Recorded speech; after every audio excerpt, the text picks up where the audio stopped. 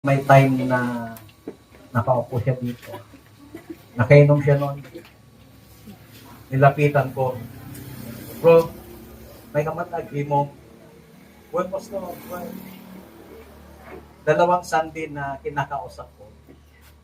And then time will come, dumating siya sa church. So isa sa pinakamasaya noon, si Pastora Ami.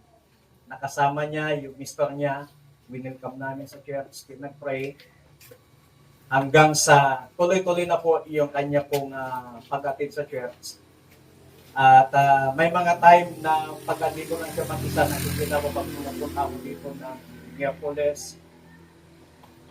Kinakausap ko siya, kwentuhan kami dyan sa may tuyan niya. Ngayon, nung time na nalaman ko, pinaalam ni Pastor Ami yung situation, mayroon siyang nararamdaman, pupunta sa ospital. So isa lang yung sinasabi namin sa kanya, sinasabi ko sa kanya as pastor, na manampalataya lang siya sa Panginoon. Pinag-pray namin sa church. Lagi namin sinasabi sa kanya, lagi kong sinasabi na hindi ako ang magpapagaling, hindi kami magpapagaling, kundi ang Panginoon. Manalig ka lang at manampalataya. Dumating yung time na napunta na siya sa ospital, na-confine. Kasama ko yung mga pastora namin. Pumunta kami sa ospital, nag-worship po kami doon, pinag-pray.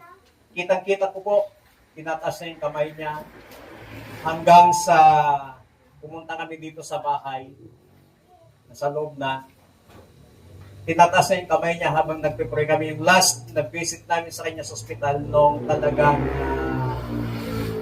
nagbigay ng doktor ng parang kung papa-operahan o paman, ay parang ilang percent lang yung tsansa na makakatayo pa siya. So, pinag-pray pa rin namin na talagang kita mo, umiyak siya. Yung nararamdaman niya yung presence ni God. Hanggang dito sa kanilang bahay, 2 beses pinuntahan namin, pinag-pray.